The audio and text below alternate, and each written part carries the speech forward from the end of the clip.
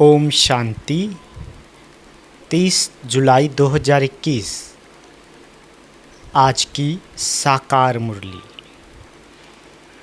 से बाबा कहते, मीठे बच्चे, इस पुरानी दुनिया में जिस प्रकार की आशाएं मनुष्य रखते हैं वह आशाएं तुम्हें नहीं रखनी हैं, क्योंकि यह दुनिया विनाश होनी है। प्रश्न, संगम युग पर कौन सी आस रखो तो सब आशाएं सदा के लिए पूरी हो जाएगी? उत्तर, हमें पावन बन बाप को याद कर उनसे पूरा वर्षा लेना है। सिर्फ यही आस हो, इसी आस से सदा के लिए सब आशाएं पूरी हो जाएगी। बाबा कहते, आयुष्मान भव, पुत्रवान भव, धनवान भव, सब वरदान मिल जाएंगे। सतयुग में सब कामनाएं पूरी हो जाएगी। आज का गीत, तुम ही हो माता पिता तुम ही हो। ओम शांति। बाबा कहते, मीठे मीठे रूहानी बच्चों अर्थात आत्माओं प्रति परम पिता परमात्मा ये समझा रहे हैं, तुम जानते हो बेहद का बाप हमको वरदान दे रहे हैं। वो लोग आशीर्वाद देते हैं, पुत्रवान भव, आयुष्मान भव, धनवान भव। अब बाप तुमको वरदान देते हैं, आयुष्मान भव, तुम्हारी आयु बहुत बड़ी होगी। वहाँ पुत्र भी होगा तो वह भी सुख देने वाला होगा। बाबा कहते, यहाँ जो भी बच्चे हैं दुख देने वाले हैं। सतयुग में जो बच्चे होंगे सुख देने वाले होंगे। अभी तुम बच्चे जानते हो बेहद का बाप बेहद सुख का वर्षा दे रहे हैं। बरोबर हम आयुष्मान धनवान भी बनेंगे। अभी कोई भी कामना दिल में नहीं रखनी है। तुम्हारी सब कामनाएं सतयुग में पूरी होनी है। इस नरक में कोई भी कामना नहीं रखनी है। धन की भी कामना नहीं रखो। बाबा कहते, बहुत धन हो, बड़ी नौकरी मिले, ये भी जास्ती तमन्ना नहीं रखना है। पेट तो एक पाव रोटी खाता है, जास्ती लोभ में नहीं रहना है। बाबा कहते, जास्ती धन होगा तो वह ख़त्म हो जाना है। बच्चे जानते हैं बाबा हमको स्वर्ग का मालिक बनाते हैं। अब बाप कहते हैं, दे दान तो छूटे ग्रहण। कौन सा दान दो? यह 5 विकार है, यह दान में देने हैं तो ग्रहचारी छूट जाए और तुम 16 कला संपूर्ण बन जाओ। बाबा कहते, तुम जानते हो हमको सर्वगुण संपन्न 16 कला संपूर्ण यहाँ बनना है। 5 विकारों का दान देना पड़ता है।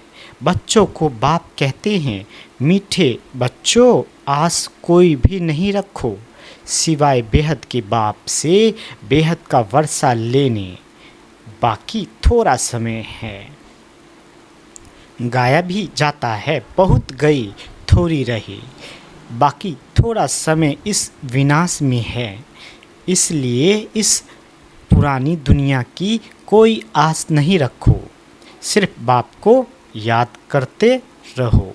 याद से बच्चों को सतो प्रधान बनना है। इस दुनिया में मनुष्य जो आस रखते हैं वह कोई भी नहीं रखो।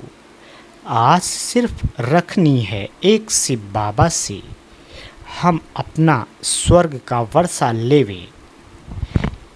किसको भी कभी दुख नहीं देना है। एक दो के ऊपर काम कटारी चलाना यह सबसे बड़ा दुख है। इसलिए सन्यासी लोग स्त्री से अलग हो जाते हैं। कहते हैं इसने छोड़ दिया है। इस समय रावण राज में सब पतित पाप आत्माएं हैं। बाबा कहते, अभी समय बहुत कम है, तुम अगर बाप की श्रीमत पर नहीं चलेंगे तो श्रेष्ठ नहीं बनेंगे। बच्चों को ऊंच से ऊंच बनना है, इसलिए 5 विकारों का दान देना है, तो ये ग्रहण छूट जाएगा। सबके ऊपर ग्रहचारी है, बिल्कुल ही काले बन गए हैं। बाप कहते हैं, अगर मेरे से वर्षा लेना है तो पावन बनो। द्वापर से लेकर तुम पतित बनते बनते सतो प्रधान से तमो प्रधान बन पड़े हो। तब तो गाते हो, पतित पावन आओ, आकर हमें पावन बनाओ। तो बाप फरमान करते हैं, बच्चे अब पतित नहीं बनो, काम महाशत्रु को जीतो। इससे ही तुमने आदि मध्य अंत दुख को पाया है। बाप कहते हैं, तुम स्वर्ग में बिल्कुल पवित्र थे, अब रावण की मत पर तुम पतित बने हो। तब तो देवताओं के आगे जाकर उन्हों की महिमा गाते हो कि आप सर्वगुण संपन्न, संपूर्ण निर्विकारी और हम विकारी हैं। निर्विकारी होने से सुख ही सुख है। बाप कहते हैं, अब हम आए हैं तुम बच्चों को निर्विकारी बनाने। अब तुम बच्चों को सब इच्छाएं छोड़नी हैं, अपना धंधा धोरी आदि भल करो और 1-2 को ज्ञान अमृत पिलाओ। गाया भी जाता है, अमृत छोड़ विष काहे को खाए। बाप कहते हैं, कोई भी कामना नहीं रखो, हम याद की यात्रा से पूरे सतो प्रधान बन जाएंगे। 63 जन्म जो पाप किए हैं वह याद से ही खल्लास होंगे। अब निर्विकारी बनना है, भल माया के तूफान आए परंतु पतित नहीं बनना है। मनुष्य से देवता बनना है। तुम ही सतो प्रधान पूज्य देवता थे, फिर तुम ही पूज्य से पुजारी बनते हो। बाबा कहते, हम निरोगी थे फिर रोगी बनते हैं, अब फिर से निरोगी बन रहे हैं। जब निरोगी थे तो आयु बड़ी थी, अब तो देखो बैठे बैठे मनुष्य मर जाते हैं। तो कोई भी आस नहीं रखनी है, यह सब छी आशाएं हैं। बाबा कहते, कांटे से फूल बनने के लिए तो एक ही फर्स्ट क्लास आस है। बाप कहते हैं, मुझे याद करो तो पुण्य आत्मा बन जाएंगे। इस समय सबके ऊपर राहु का ग्रहण है, सारे भारत पर राहु का ग्रहण है। फिर चाहिए बृहस्पति की दशा, तुम जानते हो अब हमारे ऊपर बृहस्पति की दशा बैठी है। भारत स्वर्ग था ना, सतयुग में तुम्हारे ऊपर बृहस्पति की दशा थी, इस समय है राहु की दशा। अब फिर बेहद के बाप से बृहस्पति की दशा मिलती है। बृहस्पति की दशा में 21 जन्मों का सुख रहता है। त्रेता में है शुक्र की दशा। जितना जो याद करेंगे, बहुत याद करेंगे तो बृहस्पति की दशा होगी, ये भी समझा दिया है। अब सबको वापस घर जाना है, इसलिए बाप को याद करते रहो तो विक्रम विनाश हो और तुम उड़ने लायक बनो। बाबा कहते, माया ने तुम्हारे पंख काट दिए हैं, अब तुमको मिलती है ईश्वरीय मत, जिससे तुम सदा सुखी बनते हो। बाबा कहते, ईश्वरीय मत पर तुम स्वर्ग के मालिक बनते हो, विश्व की बादशाही ले रहे हो। ईश्वरीय मत मिलती है कि बाप को याद करो तो अंतमतिशो गति हो जाएगी। याद से ही विक्रम विनाश हो जाएंगे, पवित्र बन जाएंगे। पवित्र आत्मा ही स्वर्ग के लायक बनेगी। वहाँ तुम्हारी शरीर भी निरोगी होगा, आयु भी बड़ी होगी, धन भी बहुत होगा। बाबा कहते, वहाँ कभी धर्म का बच्चा नहीं बनाते। बाप कहते हैं आयुष्मान भव, संपत्तिवान भव, पुत्र भी एक जरूर होगा। इस समय बाप सभी को धर्म का बच्चा बनाते हैं। तो फिर सतयुग में कोई धर्म का बच्चा होता नहीं, एक बच्चा एक बच्ची है। योग बल से पूछते हैं वहाँ बच्चे कैसे पैदा होंगे, वहाँ है ही योग बल। बाबा कहते ड्रामा में नूंद है, सतयुग में सब योगी हैं। कृष्ण को योगेश्वर कहा जाता है। ऐसे नहीं कि कृष्ण योग में रहते हैं, वो तो पूरा पवित्र योगी है। ईश्वर ने सबको ये योगेश्वर बनाया है, तो भविष्य में योगी रहते हैं। बाप ने योगी बनाया है। योगियों की आयु बड़ी रहती है, योगी भोगी की आयु छोटी होती है। ईश्वर ने बच्चों को पवित्र बनाए, योग सिखाकर देवता बनाया है। इनको कहा जाता है योगी।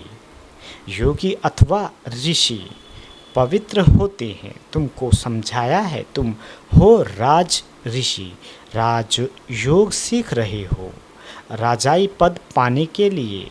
इस समय बाप को याद करना है। यहाँ कोई उल्टी आस नहीं रखनी है कि बच्चा पैदा हो, फिर भी विकार में जाना पड़े ना, काम कटारी चलानी पड़े। देह अभिमानी काम कटारी चलाते हैं, देही अभिमानी काम कटारी नहीं चलाते हैं। बाप समझाते हैं पवित्र बनो, आत्माओं से बात करते हैं। अब यह काम कटारी नहीं चलाओ, पवित्र बनो तो तुम्हारे सब दुख दूर हो जाएंगे। तुमको स्वर्ग का मालिक बनाते हैं। बाप कितना सुख देते हैं। बाप से तो पूरा वर्षा लेना चाहिए। बाबा कहते बाप तो गरीब निवाज है, गाया भी जाता है। सुदामा ने 2 चपटी चावल दी तो महल मिल गए। बाबा 21 जन्मों के लिए वर्ष दे देते हैं, ये भी समझते हो। अब सबको वापस जाना है। शिव बाबा की स्थापना के कार्य में जितना जो मदद करे, घर में यूनिवर्सिटी व हॉस्पिटल खोलो, बोर्ड पर लिख दो बहनों और भाइयों 21 जन लिए एवर हेल्दी और वेल्दी बनना है तो आकर समझो। हम 1 सेकंड में एवर हेल्दी वेल्दी बनने का रास्ता बताते हैं।